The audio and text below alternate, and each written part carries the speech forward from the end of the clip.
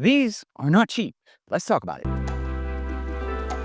What's going on, guys? My name is Neeb. Welcome back to AROMATIX. Today we're going to be talking about 3 Bvlgari fragrances. All of these I bought at Neiman Marcus for like $400 something, you guys, and it's absolutely insane. But I bought it so that you don't necessarily have to, or to tell you guys whether or not it's worth the price tag. So let's go ahead and get started with one of the most popular ones, and starting off with some of the presentation. And I usually, I'll just throw that shit in the garbage. And this one, oh no, you know what? I may not, just for whatever. Anyway, this is called Tygar. So today we're talking about Tygar, we're also talking about Gyan, and we're talking about Orum.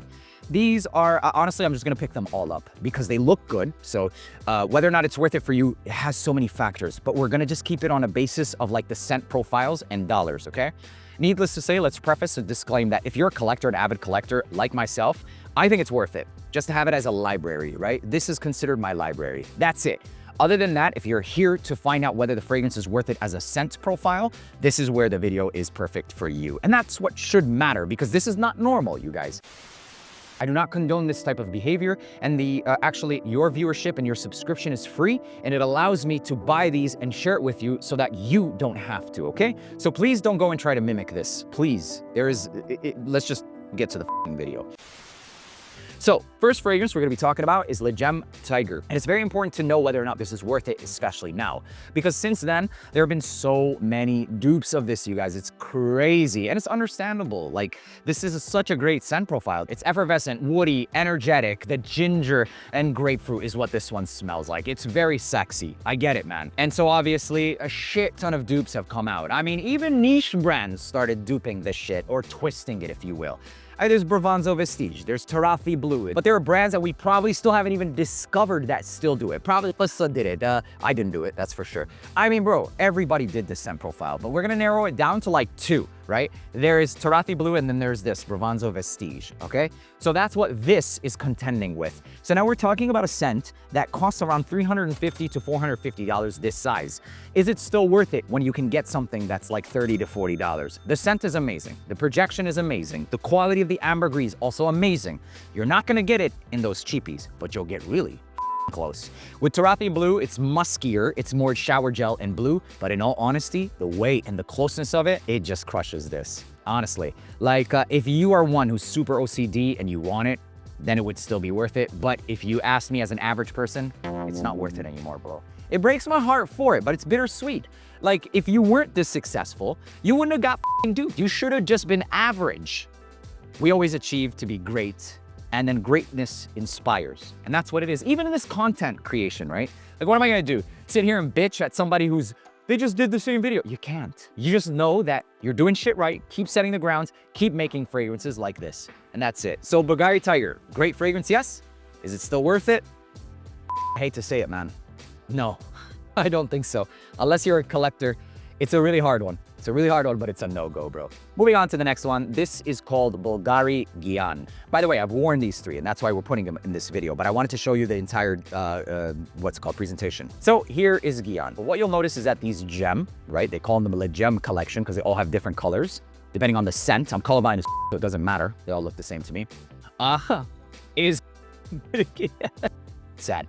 But there's a plaque on the front. This one is an incense jasmine patchouli fragrance. It's a vibe. It's an aura. It's a Middle Eastern aura vibe. It's like bakhur. So bakhur in the Middle East is very common. For you in the West, it's incense. And it's incense that's really around the note of jasmine. It's a floral white incense. This reminds me of like growing up and smelling my mother, wearing fresh linen and bakhur. Simple.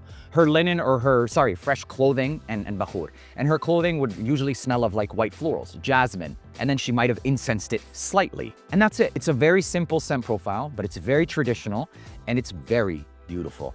Very beautiful. A pretty dense dose of that patchouli grounding it, but it has incense, earth, and white floral. Fantastic, gorgeous, but the projection and longevity, it's just not there.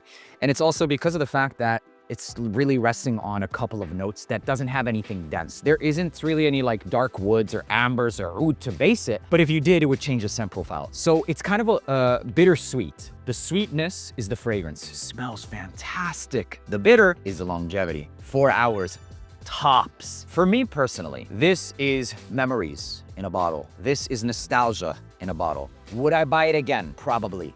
Will I go through it? No. Would I recommend for you to buy it?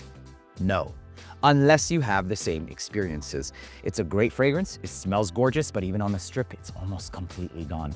In my case, and in maybe some of your cases where you can relate, I would say go check it out. It may still be worth it for you, but in the case of those who want a fragrance to buy that's worth it because of value, because of projection, it's also a no-go, bro. It's also a no-go. It's just too expensive. It's really too expensive. If this was like 200 bucks, it'd be easier, but at 450, it's a no. Can you get this scent profile in different fragrances? You potentially can. And it's going to be in Blue Laverne, this fragrance right here. There's a lot of Middle Eastern fragrances that do something similar to this, and that's why I say no as well. Blue Laverne, that by Laverne, also smells like that. I would argue and say that this is also in the vein of something like La Luna. La Luna also does this by Qissa Perfumes, richer, more of that cotton candy, but on its own, it's a no-go. La Luna is better, in my opinion. It's just a more unapologetic, longer lasting. It has more richness around that jasmine. It has more sweetness. And then finally also has a bit more of the incense. Gorgeous fragrance, gorgeous presentation, high quality, but not worth it, you guys. I hope that this last one is not going to be the same case because these are expensive. But then again, they've been around for a long time. So since then, a lot of things have entered the market. During its time, I'm sure this shit was the bomb.com, and like this was the only thing there, bro. Moving on to the last one in this video, it's gonna be Orum. And this is resins, vanilla, and oud. That's what it's supposed to be. And spraying this, on initial impression, it didn't smell completely unique, but it absolutely smelled high quality. Also, this one reminded me of like Tom Ford's Oud Wood with a bit more sweetness, and in fact, a lot more traditional in every good way. Not traditional in like spicier or more incensey, but it has more backbone to it. And this is one of the better ones of the three in terms of value, even in comparison to what there's today. You absolutely have to like dark, woody, ambery fragrances because this is dominated with that oud and amber. It's not necessarily going to be in like this rich and dark temple style of like saturated, think roasted woods. No, it's not going to be that. It's more so like on the blonde side of things. Because of the benzoin, it kind of lightens up the woods and gives it this piney nature. So it has more of a foresty vibe than it does like a dark tunnel amber or dark temple amber vibe. And that helps it. So there is some depth, there is some base, but also some brightness and some piney nuances to it too, with a level of sweetness. It's a gorgeous scent profile. The scent of this one, I think it's outstanding. However, the performance for this one, it's really not the best either. Now, in regards to the oud note in this fragrance, it does have a slightly animalistic bite that I don't think is gonna appeal to the masses. If you're even gonna check this one out, you absolutely have to be into oud. With that being said, there's a certain level of quality that comes with that. And I appreciate this scent. I think it's great. It's a vanilla resin fragrance with a bite of oud, more so than anything. It's not gonna be a oud dominant fragrance. It does remind me of like Tom Ford's Oud Wood and more safe Western fragrances with that stank undertone, a little bit higher quality. So I like the fragrance. I'm not in love with it. I think it's a really good traditional scent that I've also grown up smelling. Something like this, and the quality is outstanding, but it's just not that complex for 450 bucks. I would personally say that for me, it is worth it because I love these scent profiles. And for me, I'd wear this for something like a wedding or even like a funeral, etc. But would it be my first choice? No. So at $450, are there better fragrances? Potentially. Even Vertus Vanilla Oud, something like that, for example. More mass appealing, still having oud. And in fact, that kind of smells like this, but a little richer and even more suede. So at that point, that's like 150, it's like 450. I'm gonna go ahead and say, if you have a similar taste like me into oud, this may be worth it. This may be the only one that's worth it, especially and even in comparison to what's in the market. Orum is one of the ones that I would say is worth it because it has a longevity of that 6 to 7 hours, and the projection during that 6 to 7 hours, you get wafts for like 3 to 4 hours. It's not bad, especially if you're like a diehard into oud and resin fragrances. The quality is there. I genuinely wish I could have said that for the Gyan because it's gorgeous, but the performance just, it's a no-go, bro. A fragrance that doesn't perform, I don't care how beautiful it is, it's no longer a fragrance because if you don't smell it after an hour, you're not wearing anything.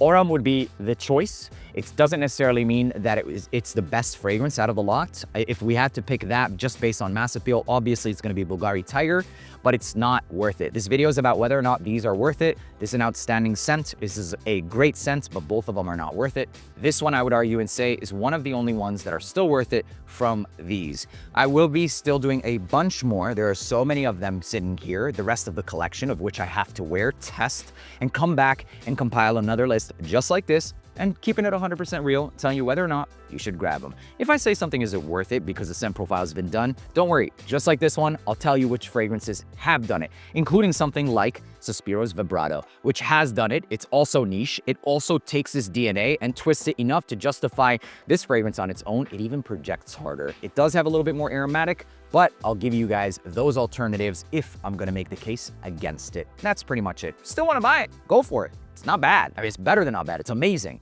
But they're just better alternatives. My name is Neeb. Thank you so much for tuning back in Aromatics, and I'll see you in the next one. Peace.